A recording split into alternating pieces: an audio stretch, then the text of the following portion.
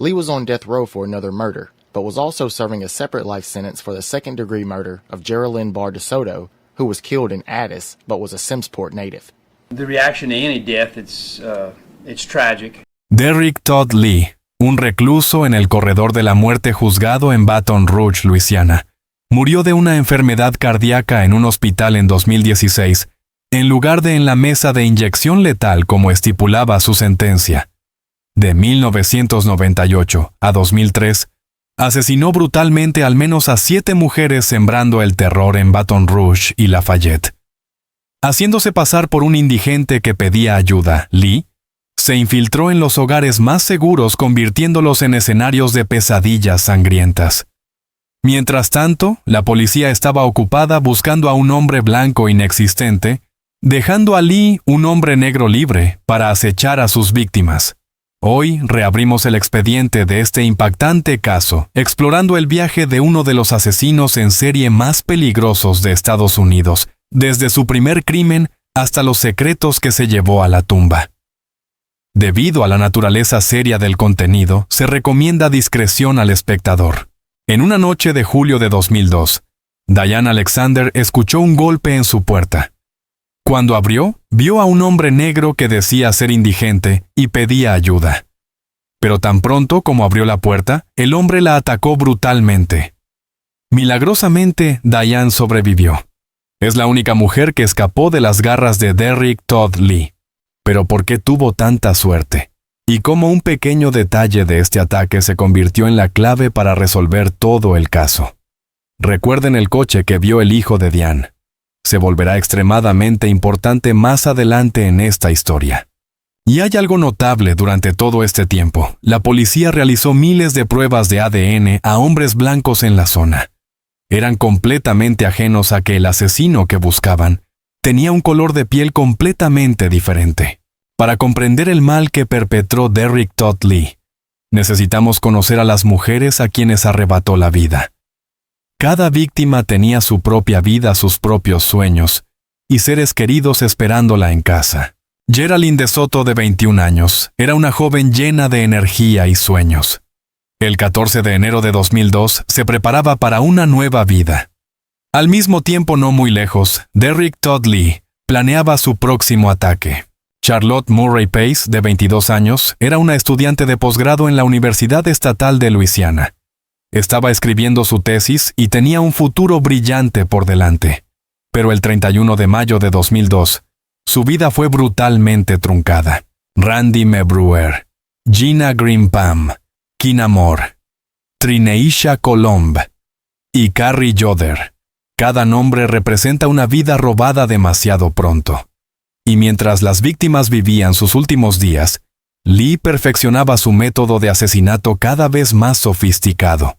Pero había un detalle sobre estas víctimas que ni siquiera sus familias sabían, una misteriosa conexión que ayudó a la policía a darse cuenta de que estaban lidiando con un asesino en serie. Derrick Todd Lee nació el 5 de noviembre de 1968 y desde muy joven exhibió un comportamiento inusual.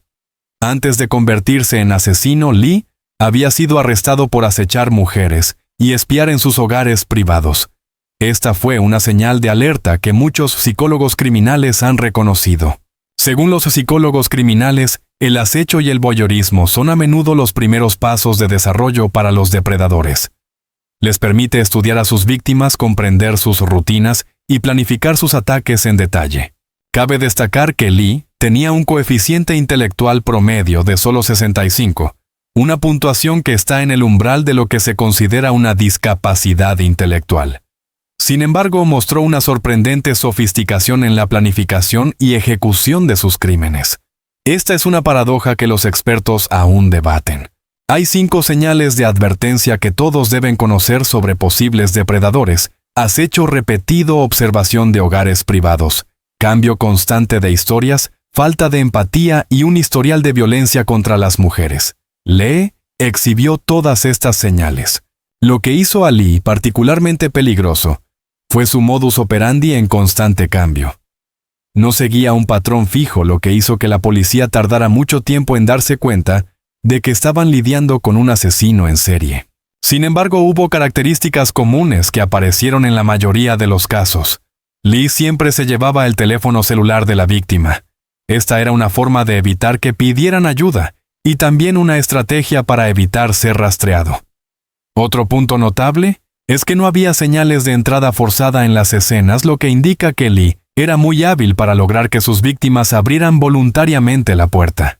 Uno de los métodos clásicos de Lee era hacerse pasar por un indigente llamando a las puertas para pedir ayuda. Esta era una estrategia psicológica sofisticada. La mayoría de las personas están inclinadas a ayudar a quienes parecen estar necesitadas. Lee explotó la amabilidad humana para cometer sus crímenes. 2 cuerpos fueron encontrados en la rampa para botes de Whiskey Bay, a unas 30 millas al oeste de Baton Rouge, justo al lado de la Interestatal 10. La elección de este lugar no fue aleatoria, le permitía a Lee un fácil acceso y escape de la escena. Este fue uno de los mayores errores de investigación en la historia criminal estadounidense.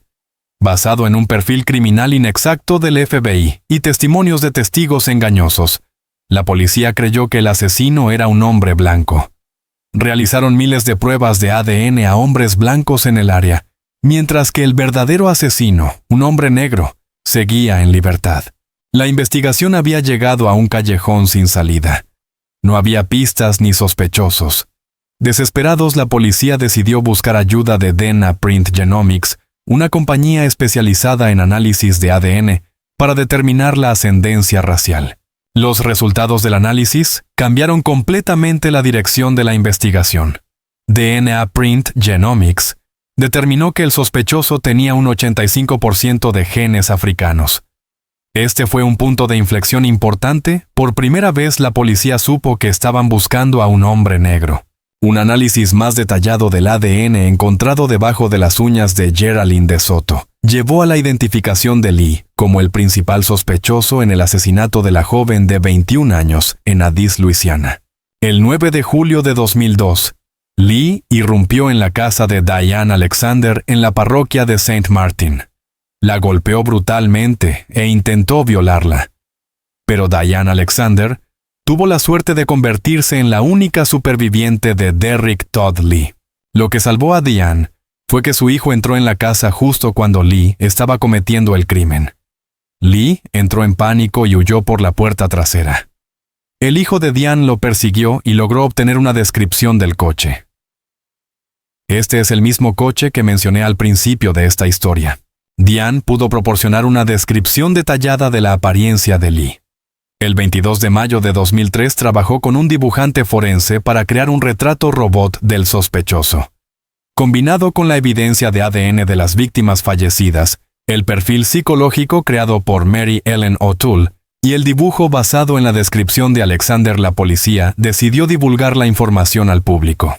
Curiosamente, la policía de la cercana ciudad de Zachary reconoció al hombre del dibujo. Recientemente habían investigado un caso de voyerismo y el sospechoso tenía una apariencia idéntica. La policía de Zachary se puso en contacto con Baton Rouge y proporcionó el nombre del sospechoso. No solo eso, sino que también tenían la muestra de ADN de Lee, de una investigación de asesinato anterior, 6-8 meses antes. Al compararlas, las muestras de ADN coincidieron perfectamente. Derrick Todd Lee fue finalmente expuesto. Una vez que Lee fue identificado como el principal sospechoso, las fuerzas del orden lo rastrearon y lo arrestaron en Atlanta, Georgia. Lee renunció a su derecho a una audiencia de extradición y fue devuelto a Baton Rouge para ser juzgado. El primer juicio tuvo lugar en agosto de 2004 por el asesinato de Geraldine DeSoto. DeSoto había sido encontrada muerta en su casa de Addis, apuñalada varias veces.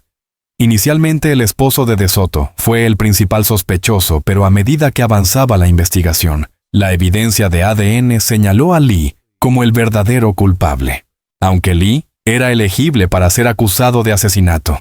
En primer grado, el fiscal decidió acusarlo de asesinato en segundo grado, porque DeSoto no fue agredida sexualmente, lo que habría hecho más difícil una condena por asesinato en primer grado.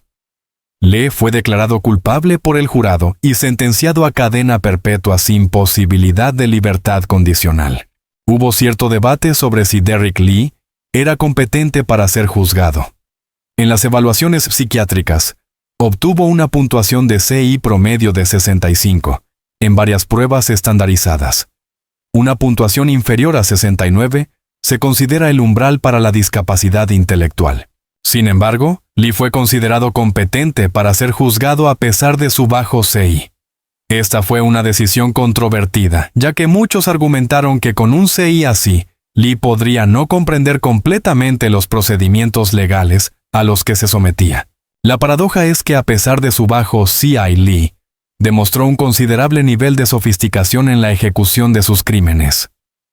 Podía planificar con detalle evadir la captura durante mucho tiempo y cambiar sus métodos para evitar ser rastreado. El 14 de octubre de 2004, Lee fue declarado culpable de la violación y asesinato de Charlotte Murray Pace el 31 de mayo de 2002. Pace era una estudiante de posgrado en la Universidad Estatal de Luisiana, y su asesinato había conmocionado a toda la comunidad. Lee fue sentenciado a muerte por inyección letal. El 16 de enero de 2008, la Corte Suprema Estatal confirmó la condena por asesinato y la sentencia de muerte. Lee fue internado en el Corredor de la Muerte en la Penitenciaría Estatal de Luisiana en Angola. Durante la búsqueda, John Walsh, presentador de America's Most Wanted, incluyó al asesino en serie de Baton Rouge en el puesto número 3 de su lista de los 10 fugitivos principales de 2002. Además de los asesinatos de DeSoto y Pace, el ADN vinculó a Lee con otros 5 asesinatos.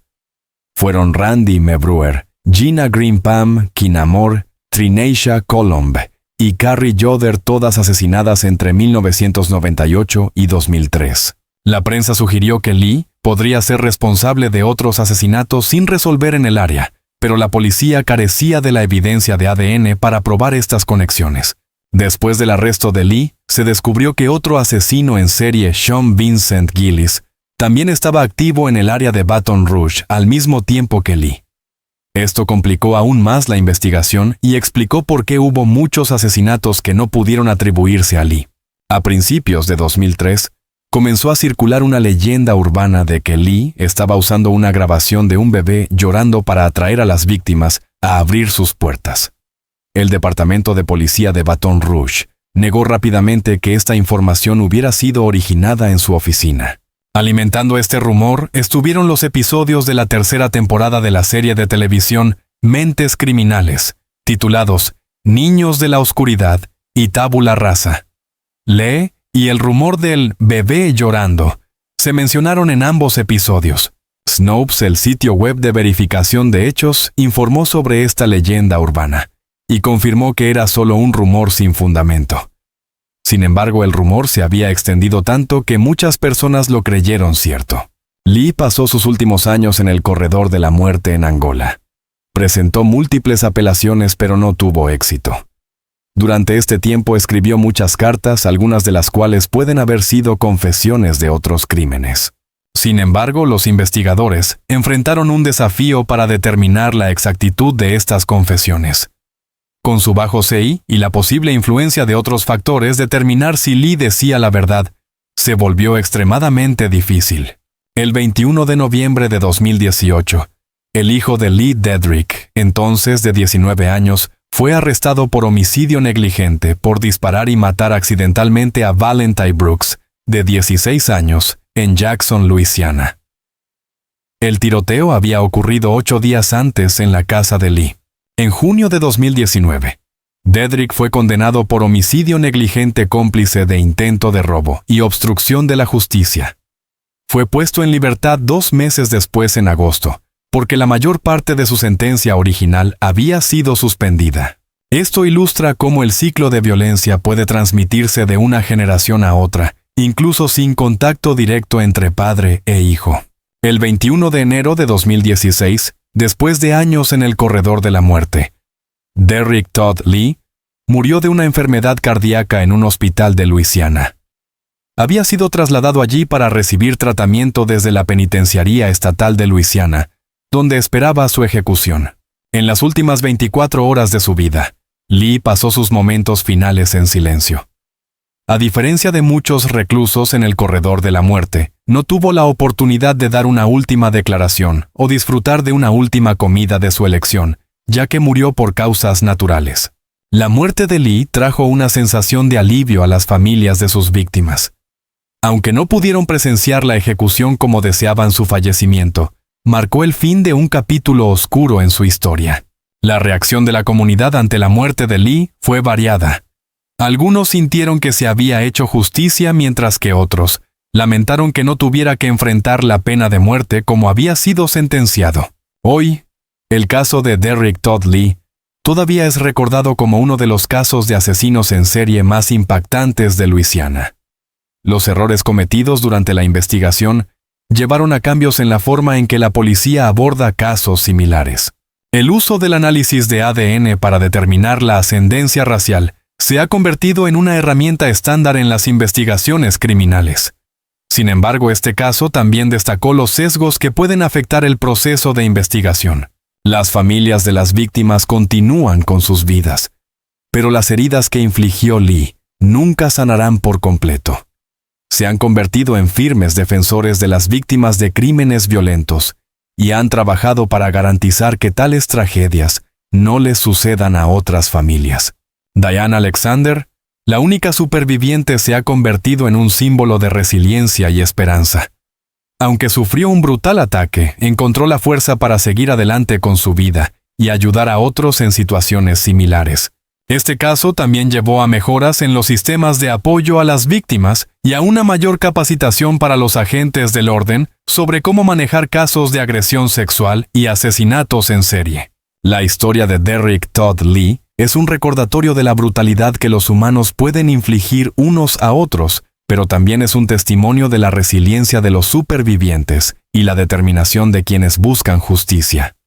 Aunque Lee ha fallecido, las lecciones de este caso seguirán influyendo en la forma en que abordamos las investigaciones criminales y apoyamos a las víctimas en los años venideros. Con la muerte de Derrick Todd Lee, un capítulo oscuro ha terminado, pero la memoria de las víctimas inocentes que se llevó será recordada para siempre. No son solo estadísticas en un expediente criminal, sino personas reales con sueños, esperanzas y seres queridos que las extrañan todos los días. El crimen nunca desaparece, solo se esconde esperando a alguien lo suficientemente valiente como para descubrir la verdad debajo de las mentiras.